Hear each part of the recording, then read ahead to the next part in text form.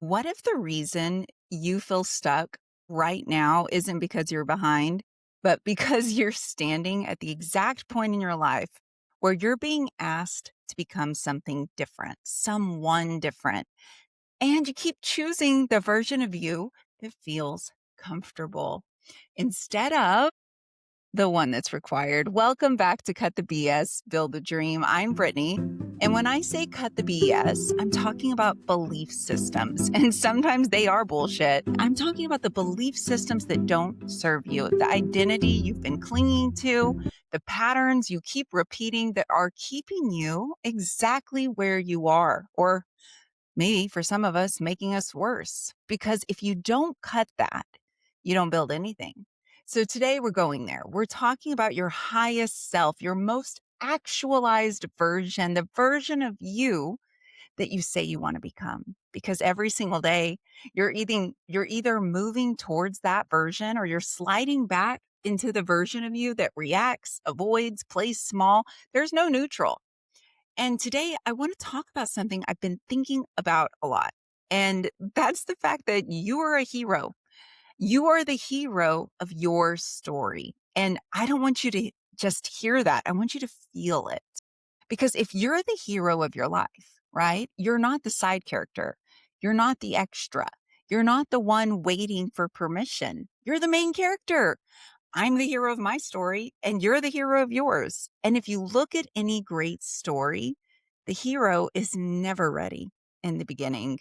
And if any of you know me, I cannot think about Harry Potter and leave him out of it.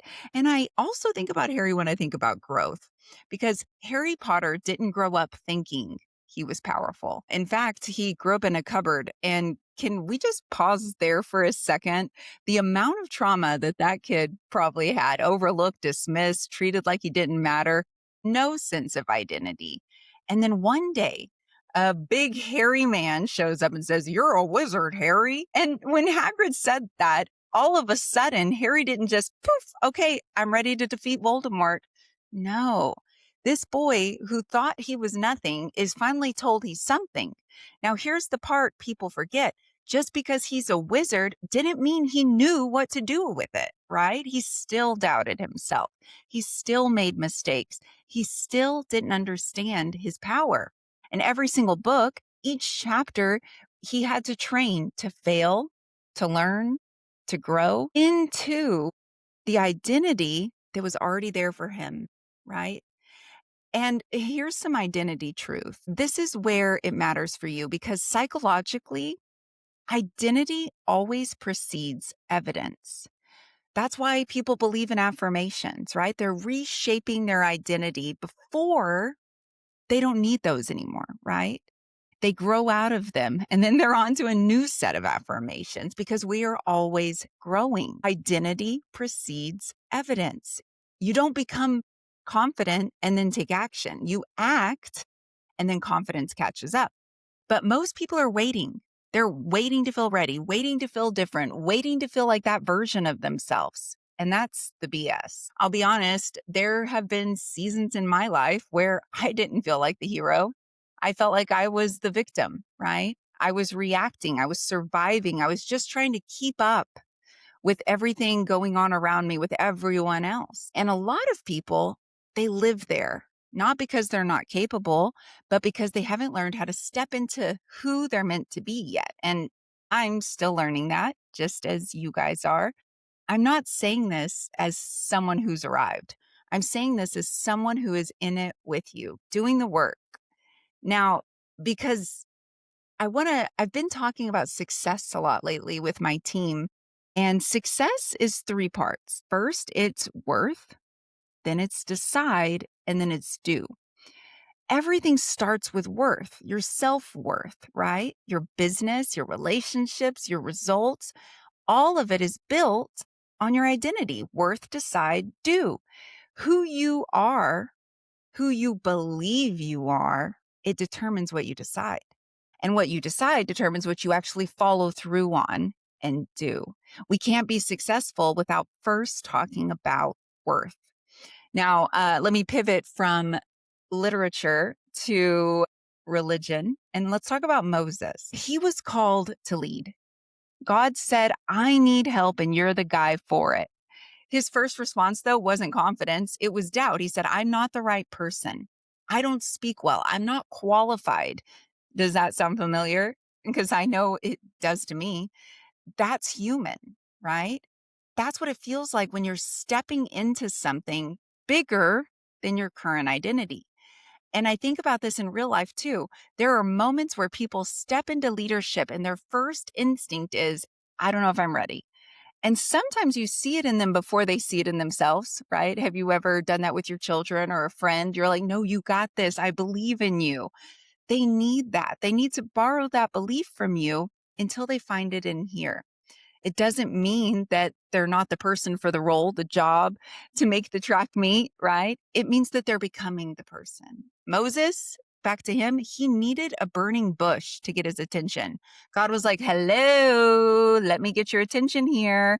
Most of us, though, we're not going to get a burning bush. We just get a feeling, maybe a pull, a universal tug, knowing that we're meant for more.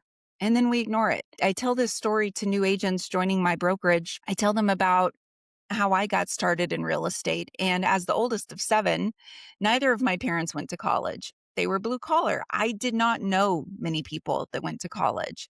And so when I thought about, what I wanted to do with my life, my mom really wanted me to go to college. I didn't know what to do. I was in my senior year and I was driving in or walking into the school and I saw one of my teachers smoking a cigarette, leaning against her car, put it out, and then walk into the building. She I knew she got a salary every month, right? Or else she wouldn't be there. And I also knew that she didn't put that much effort into her job. And as sad as this is, 18-year-old Brittney looked at that woman and I said, if she can do it, I can do it. I was borrowing belief. And the standard didn't seem that high. And that tells you a little bit about my self-worth when I was 18. But I kept doing that every inch of my life. But now I'm to the point where I still borrow belief from other people, right? People that I admire, but I feel more confident in my ability to do it. That is that universal pull. You can do this. You deserve more. You are meant for more. And we can't ignore those tugs, guys. And that feeling that you have, that imposter syndrome, it's not a sign you're unqualified. It's just a sign your life is expanding faster than your current identity. And Moses didn't become confident before he acted. He became confident through the calling, right? And so the real question becomes, if you're not living as your highest self yet, well, how do you get there? There are 3 ways we grow as humans. And just side note here, we have the gift of consciousness. It's a beautiful thing. When I was a teacher, we would talk about consciousness and thinking about our thinking a lot. But there are 3 ways we grow as people. Number 1 is meditation. We learn how to quiet our mind. And the second way we grow as people is concentration, by focusing our mind, right? A lot of us have touched on meditation and concentration. We've heard about meditation. Maybe we are daily practitioners or do it occasionally when we're stressed. Concentration, all of us have done, right? We've all been in school. We've all learned a new skill.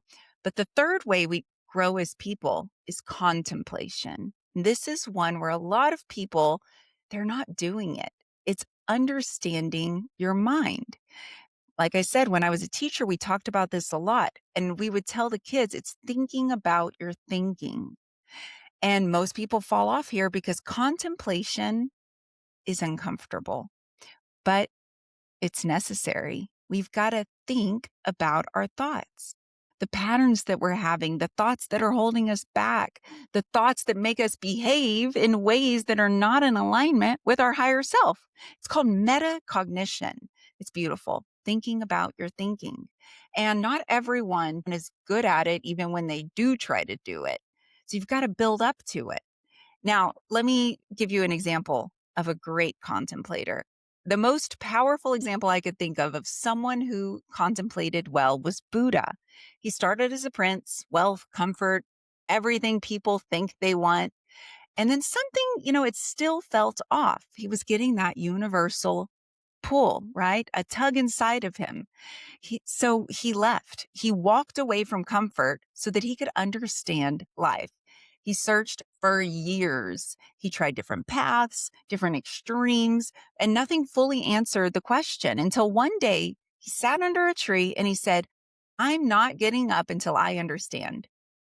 I'm going to think about all of the things that I've seen, all of the things that I've done. As he was out exploring for years, he decided to sit afterward and think.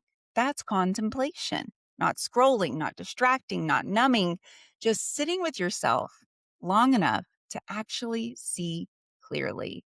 I struggle with this. My mind is always so full of thoughts, of ideas. But then what I end up doing is because I'm emotionally and energetically spent, I don't want to find time to think about my thoughts. So I put my earbuds in and I drown out my thoughts with an audiobook or I listen to music. Uh, And I'm cutting myself short.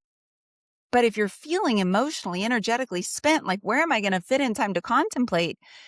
Then you definitely need to contemplate, right? And you might have to time block it in. Now, what I want you to think about something. Think about something real that happened in the last week or so, somewhere where you didn't show up as your highest self. I'll give you a second. Maybe you snapped at someone.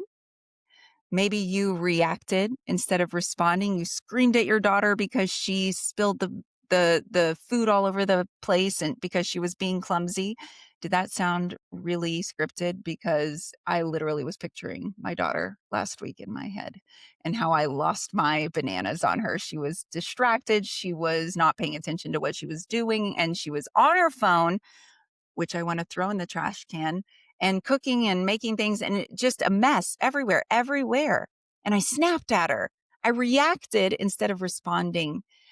Maybe it's a time you avoided something you said you were going to do, right? You said you were going to meet a friend at the gym and then you bailed on them, right? Whatever it is, think of an area where you weren't showing up as your highest self in the last week. Don't judge it. Just observe it. That's it. That's the exercise, because awareness is the first step to change, and you cannot change what you refuse to look at.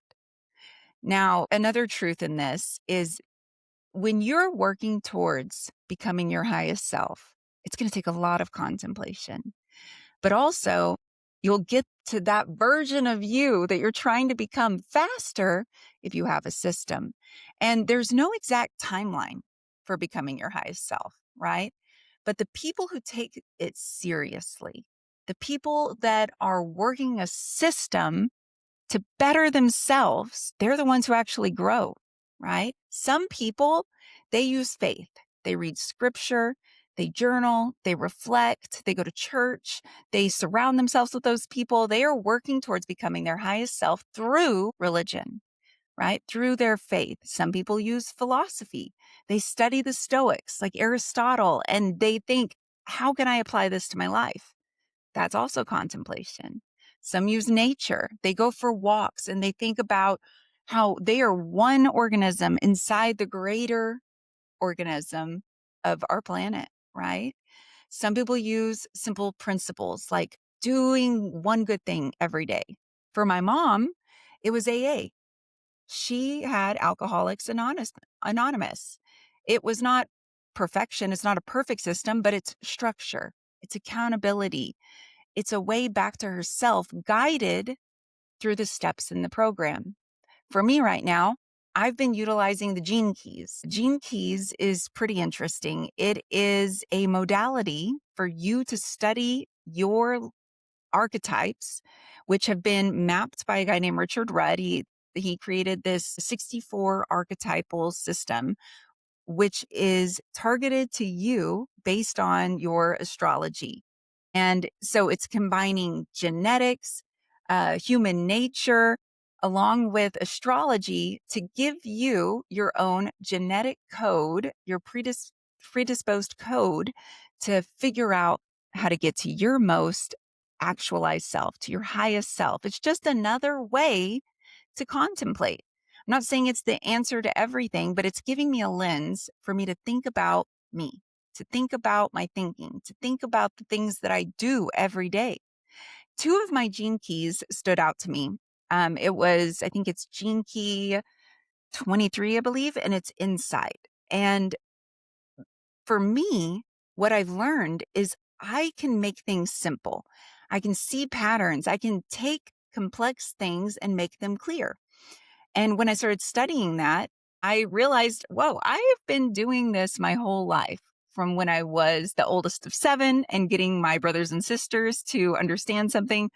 I guess I'm still the oldest of seven, not when I was. When I was a fourth grade teacher, right? Educating my students, when I was a school librarian, as a mother, and now as a broker, teaching the agents how to make money in this business, how to serve at the highest level, how to be a trusted advisor. This isn't putting me in a bucket, the gene keys. It's just giving me language and a system for me to analyze that, to grow. The cool thing about gene keys is it shows you in each of your gene keys your shadow, which is what you need to be working on, right? Your gift inside of it, and then what your most self actualized, highest version of that gene key looks like. And so it really is a great tool. So, in my shadow side of that one, right?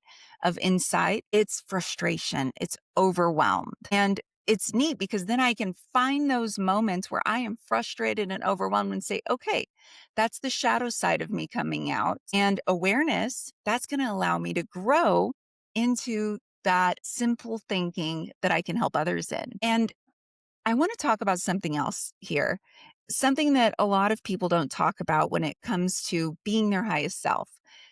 There are people that are just doing the journey to do the journey towards their higher self. But I will say that if you're doing it to be better in all aspects of your life, including your business, then when you are reaching your highest self, you are in a better position to make more money. Money, money, money, money, money, money. If that makes you cringe saying it, then you need to work on that, right? Boom, there's something you need to contemplate. But money isn't bad. Success, prosperity, a lot of people feel tension around that. I want more, but also, am I allowed to have that? So, cut the BS here. There is nothing wrong with wanting more. It becomes a problem when it's disconnected from purpose. But when it's aligned to serving others from your highest self, it's powerful. And look at Oprah. She's a great example of this. She didn't come from comfort. She came from adversity, trauma, instability. And her power didn't come from chasing success. It came from aligning with her highest self, from becoming more of who she was meant to be. That meant she chose truth. She chooses authenticity. She chooses connection, even when sometimes it's uncomfortable. And because of that, people trust her. They feel seen by her. They feel understood. And when people feel like that, they lean in, they listen, they trust. And that trust creates influence. And that influence creates opportunities for you to be prosperous. Oprah didn't chase it, right? She became someone it flowed to. And as of March 2026, her net worth is somewhere around $3.2 billion. Holy crap. $3.2 billion. And her estimated lifetime giving is somewhere around $500 million. Is money bad? No, it's bad if you show up in greed. But if you show up to serve the people around you, to be a trusted advisor, to give back, you're going to have more money. And that is not only going to let you live a more full, vibrant life, tapping into your highest self all the time, but it's going to let you do that for your children, for your family, for your neighbors, for the world, right? And when you look at people across all walks of life, different belief systems, different religions, different paths, different systems from AA to the gene keys, they all have one thing in common. The people that are working hard on themselves. They're self-aware. They reflect. They adjust. They show up consistently. They serve. They don't blame everything outside of them, the victim mentality. I definitely have been there. But those people, they take responsibility. They think about their thinking. So, full circle back to contemplation.